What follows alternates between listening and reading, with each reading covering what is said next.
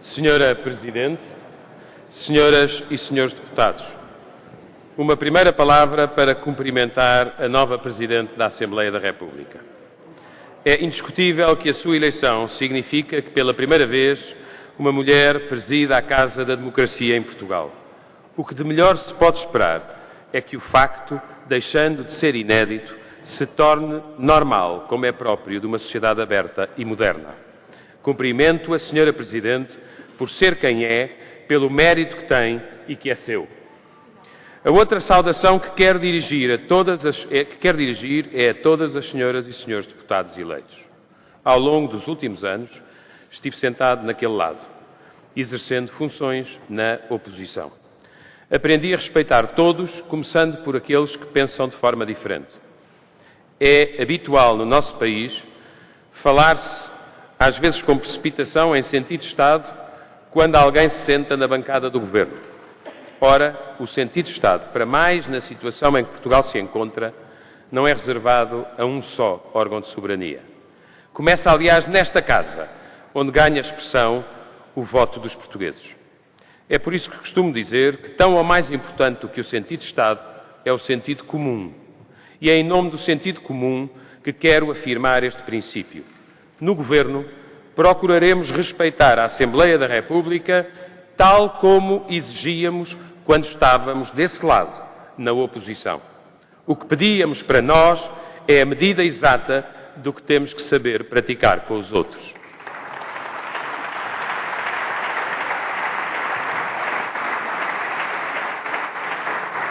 Senhora Presidente, senhoras e senhores deputados, em apenas 3 semanas, o país tem Primeiro-Ministro, tem Governo e o Governo tem programa. Os preceitos constitucionais cumpriram-se com observada eficácia e rapidez. Os mais atentos aos detalhes notam até que foi possível a 2 partidos chegar a uma coligação, a um acordo programático e a uma composição de governo bastante mais depressa do que estávamos habituados a ver em executivos monocolores. Também sucede que um governo que assenta numa maioria de 2 partidos consegue ser substancialmente mais reduzido do que a tradição autorizava quando se tratava de executivos monocolores. Esta diferença na eficácia e na contenção não é um detalhe, é um sinal. É o sinal de que Portugal, na situação em que se encontra, tem de aproveitar ao máximo o tempo de que dispõe. E é também uma regra de coesão, na medida em que a contenção na formação do Governo diminui a dispersão e aumenta o espírito de equipa. É já possível identificar mudanças também do ponto de vista da atitude política. Pela primeira vez em muitos anos, uma discussão sobre o programa do Governo não começa por uma enervante discussão sobre o passado. O julgamento de uma governação acontece nas eleições. Está feito. As eleições terminaram com a contagem dos votos. A tarefa de um governo é prever, antecipar, executar e decidir. Foi com esse espírito que aqui entramos.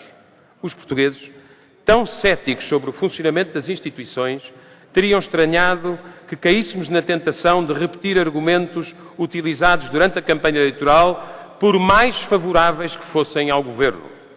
São conhecidas as responsabilidades, as faturas, os encargos e os ónus.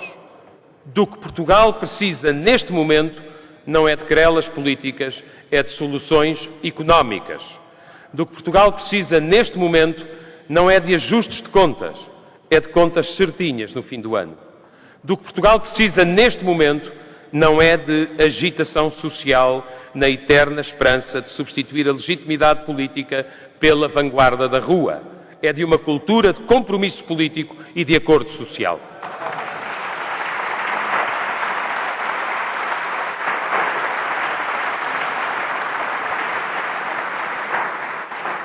O compromisso político é uma necessidade de respiração democrática depois de anos de exagerada crispação. Um tempo em que a política substantiva, aquela que é nobre e que interessa, cedeu demasiadas vezes o lugar à política subjetiva, a que deixa menos traço, mas deixa também mais feridas. Precisamos, como de pão para a boca, não apenas da cultura de compromisso político, mas de uma outra inspiração coletiva, a cultura do acordo social e da negociação com os parceiros sociais. Vivemos tempos de emergência financeira, recessão económica e fratura social. A emergência financeira, a recessão económica e a fratura social não têm precedentes na nossa história contemporânea. Ora, numa situação destas, o que está em causa é mais do que o interesse do empregador de um lado e o do trabalhador do outro. O que está em causa é a empresa de todos e o posto de trabalho de cada um.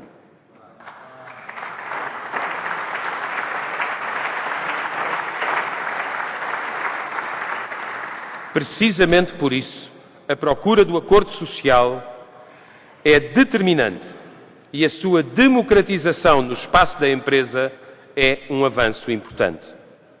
Só a conjugação de esforços entre quem cria riqueza e quem produz riqueza pode evitar o progressivo empobrecimento de Portugal. É a orientação clara do Governo conseguir que em Portugal o acordo social avance e avance bem e com justiça.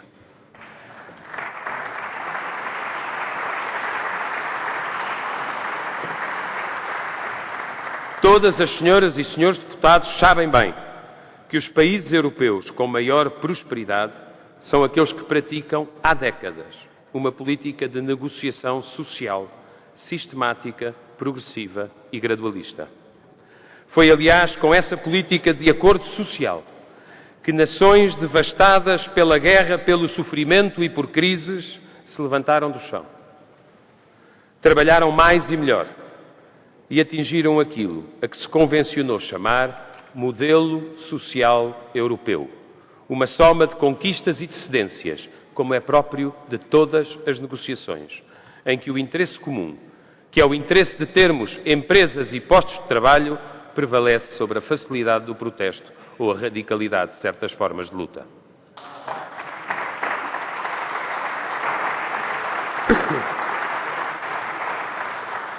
É certo que as circunstâncias da globalização exigem a reforma desse modelo social, não para o destruir, mas para o salvaguardar. É também certo que as políticas públicas na área laboral exigem não apenas atenção a quem está empregado, mas também exigem atenção e flexibilidade necessária para que quem está desempregado tenha oportunidades. É certo, enfim, que o memorando de ajuda externa impõe restrições sérias. Que é o que acontece a um país que passou pelo vexame de ter de pedir dinheiro emprestado para não ser declarado insolvente. Essas circunstâncias não devem consentir abusos por parte de quem dirige as empresas, nem devem servir de pretexto por parte de quem representa os interesses sindicais.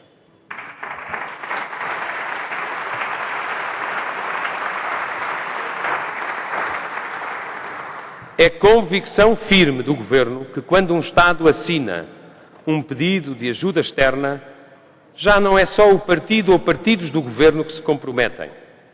Há um princípio de cumprimento das obrigações internacionais do Estado português que nos convoca a todos, sem perda, obviamente, das identidades doutrinárias ou setoriais. O acordo social não é apenas um dever legal em inúmeras áreas. É uma prioridade nacional para Portugal poder ser bem governado. Este espírito de compromisso e abertura foi uma nota bastante nítida nos nossos debates de ontem e de hoje. Aí está uma prova de envergadura que não deve esgotar-se neste debate. Pela parte do Governo, manteremos este tom e cultivaremos esta atitude. Haverá sempre quem pense um pensamento que a história já se encarregou de fazer caducar, que não é nos parlamentos que se faz a luta. Convém ter em consideração, porém, um facto. Há menos de um mês, o povo português votou. E, votando, falou. Fê-lo na consciência da extrema dificuldade da situação nacional.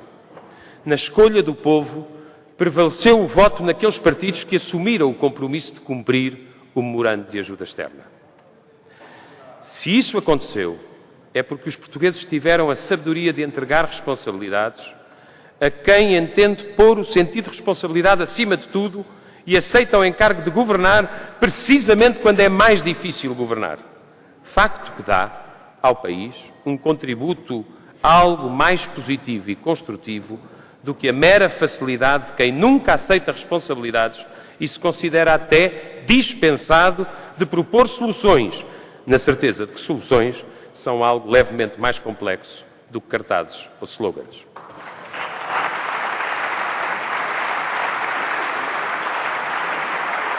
Se o povo português teve esta sabedoria, votar sobretudo nos partidos que sabem que o momento é difícil e que governar neste momento ainda mais difícil é, o que o povo português espera de todos nós, e até gostaria que fosse partilhado por todos nós, é estarmos à altura.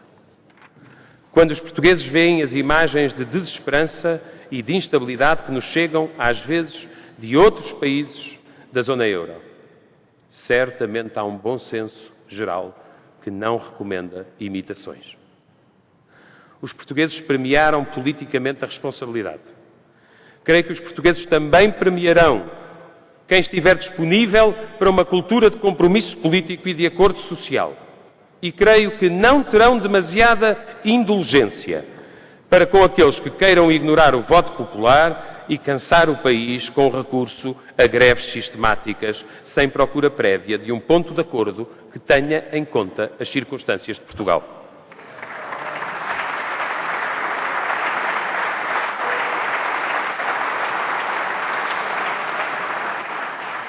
É que a construção da esperança em dias melhores também implica um cuidado que devia ser partilhado entre todos. O cuidado de não piorar os dias do presente, que já são suficientemente difíceis. Senhora Presidente, senhoras e senhores deputados, ontem o Governo anunciou que teria de ser tomada uma medida desagradável e bem pouco popular, qual seja a de uma contribuição especial e que poderá representar 50% do subsídio de Natal com diferenciação positiva sobre os rendimentos mais baixos. Do anúncio dessa medida, quero apenas destacar 3 notas. Iludir não está dentro dos deveres de um governo. Ser realista está na lista das obrigações de um governo. Ora, se o Instituto Nacional de Estatística revelou esta semana que há uma derrapagem orçamental que nos afasta das metas com que Portugal se comprometeu, é preferível um governo prevenir para não ter de mais tarde remediar.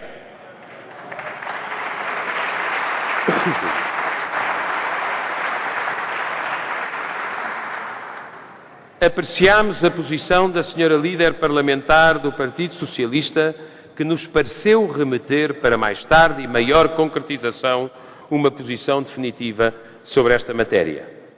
Não tanto pela sobriedade que sempre seria esperável, dado o trimestre a que reporta a referida execução, mas sobretudo pelo sentido de país. Portugal não pode falhar os 5,9% do déficit orçamental no final do ano pela simples razão de que esse é o primeiro valor relevante na avaliação externa sobre o nosso país. Reforço, por outro lado, a preocupação de universalidade, que tanto chega a rendimentos de trabalho como a rendimentos de mais-valias, e que pedirá mais a quem mais tem e, obviamente, menos a quem menos pode. Mas, acima de tudo, devemos significar um valor que é um compromisso comum a todo o Governo. Mesmo em tempo de sacrifícios, mesmo em tempo de austeridade, não se sacrificam os pensionistas mais pobres, não se é austero com os idosos que têm menos rendimentos. Cerca de 1.400.000 portugueses cuja reforma está abaixo de 485 euros não serão atingidos por esta medida. Para aqueles que se apressam a fazer críticas, comparemos esta opção com outra, a do congelamento das pensões mínimas, rurais e sociais, decidido em 2010 para este ano de 2011. Reconhecer-se-á com elementar justiça que, quando falamos em ética social na austeridade, protegendo os mais pobres, não dizemos palavras e somos consequentes nas decisões.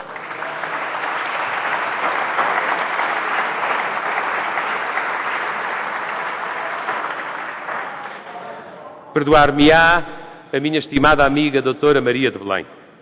Manter o poder de compra dos pensionistas mais pobres não é assistencialismo, é manter o poder de compra dos pensionistas mais pobres.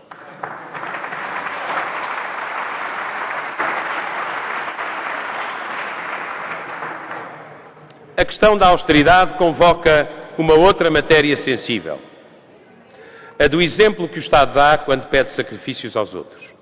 Sem moralismos, mas com determinação.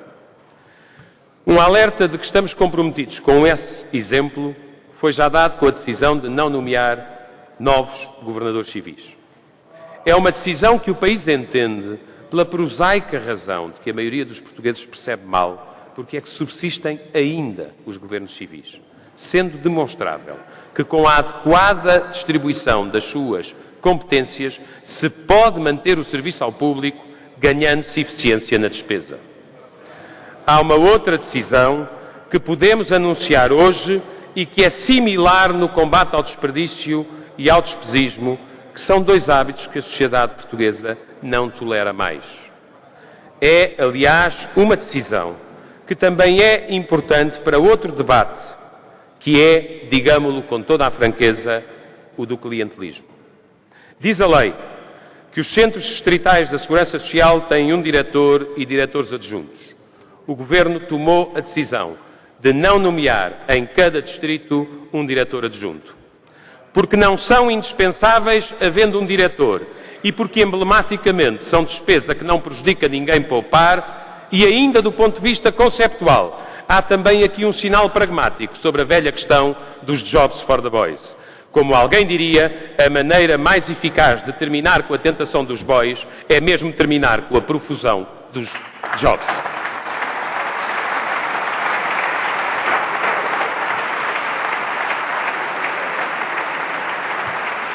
Temos todos de saber compreender que há uma exigência cívica nesta matéria. Aliás, a reforma das estruturas do Estado e do seu setor empresarial, bem como a intenção ontem confirmada pelo Primeiro-Ministro de restabelecer hierarquias de mérito na alta administração pública, são o corolário de que é possível fazer um caminho pelas boas práticas. Senhora Presidente, senhoras e senhores deputados, nunca como hoje a política externa esteve tão vinculada à situação interna. Este facto, ainda não suficientemente notado, tem uma explicação. O primeiro dever de um Ministro dos Negócios Estrangeiros de Portugal, na conjuntura difícil em que o país se encontra, é fazer tudo o que estiver ao seu alcance para melhorar a percepção externa sobre Portugal. O que significa mobilizar toda a competência, que é muita, da diplomacia portuguesa, de acordo com uma estratégia coordenada, profissional e rigorosa, para demonstrar junto dos outros países, dos outros governos, das instituições, das opiniões públicas e dos mercados, que Portugal é mesmo capaz de ultrapassar esta situação.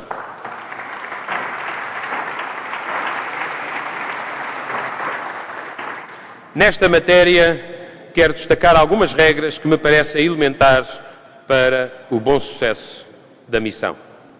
A primeira é a prevalência da ação sem descurar a palavra. Faço parte daqueles que entendem que nesta crise da dívida soberana Portugal não pode errar e Portugal não pode falhar, o que significa que Portugal tem que cumprir. Seria mal recebido um governo que começasse por hesitar ou adiar.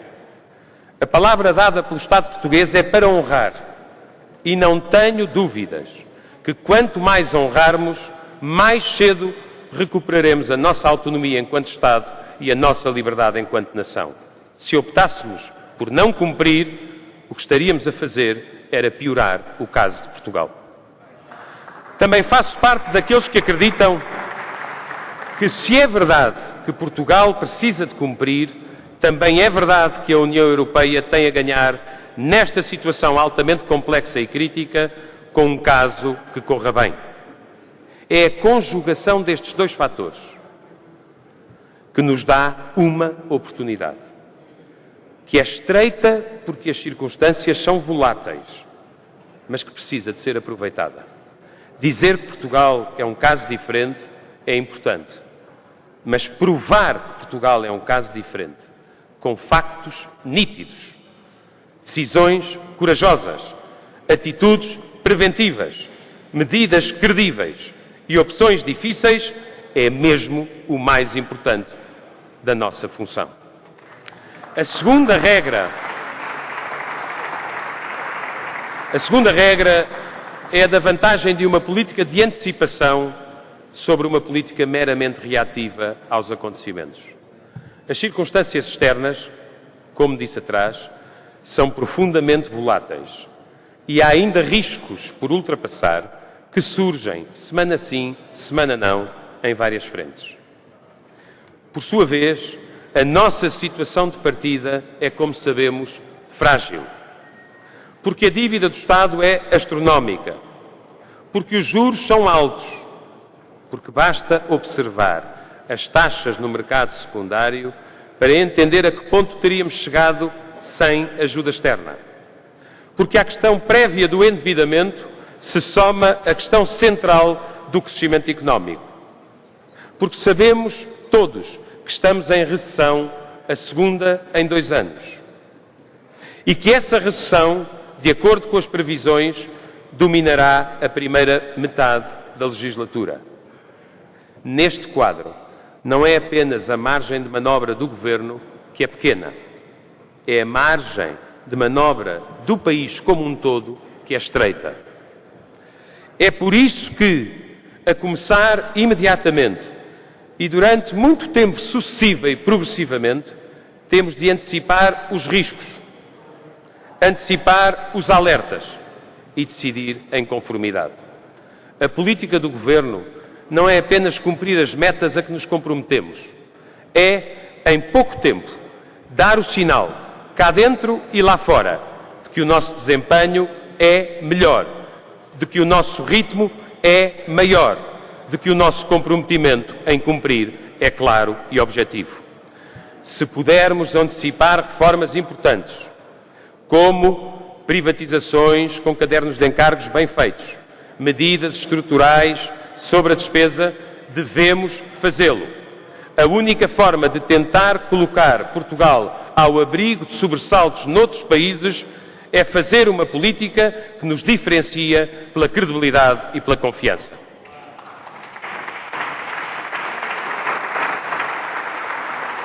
Por fim, damos muito valor à manutenção daquelas que são as nossas vantagens competitivas, mesmo num cenário extraordinariamente preocupante. Em política, e parece-me que ainda mais em política externa, há uma não subtil diferença entre as circunstâncias que controlamos e aquelas em que apenas participamos, mas manifestamente não controlamos. É a diferença entre o que está ao nosso alcance e aquilo que não depende de nós ou não depende essencialmente de nós. Depende de Portugal, por exemplo, uma vantagem preciosa nos próximos anos.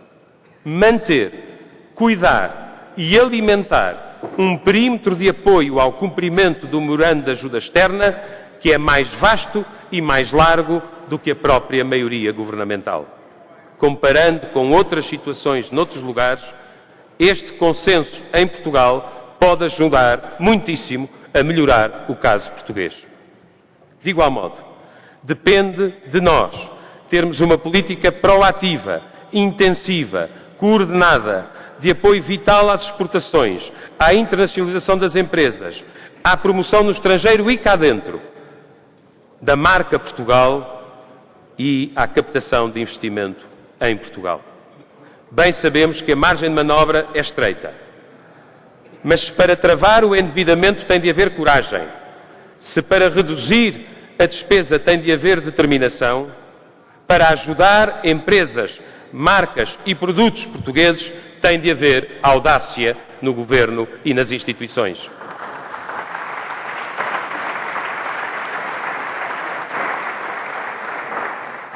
Nisso, os diplomatas podem dar uma sensível ajuda.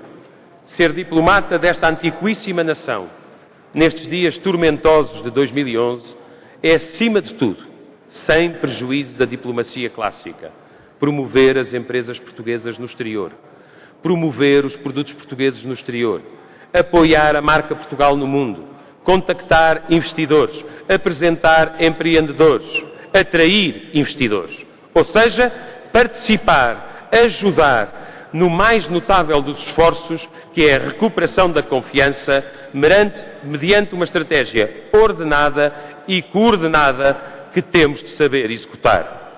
Senhora Presidente, senhoras e senhores deputados, um daqueles homens de Estado que nos faz lembrar a parte boa do século XX, curiosamente um democrata cristão alemão, o chanceler Konrad Adenauer, afirmou esta ideia que é luminosa. A história também é a soma do que podíamos ter evitado. Claro que a situação de Portugal podia ter sido evitada e até impressiona que certas reformas óbvias venham a ser feitas porque alguém de fora nos diz que devem ser feitas. Mas esta reflexão melancólica não nos levaria a lado algum se não fosse acompanhada pela determinação em curar o mal, sarar a ferida, impor uma ética do esforço, do trabalho, do mérito, da contenção, fazer o que é preciso fazer, decidir o que tem de ser decidido e transformar cada dia que falta num dia que nos deixa mais longe da péssima situação de que partimos.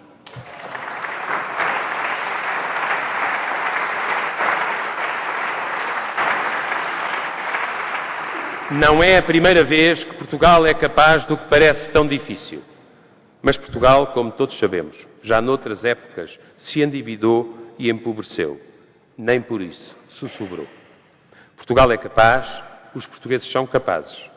Os portugueses de hoje e, sobretudo, também os portugueses de amanhã são herdeiros de uma velha têmpera que sempre surpreendeu o mundo na adversidade. Vamos a isso, tenho dito.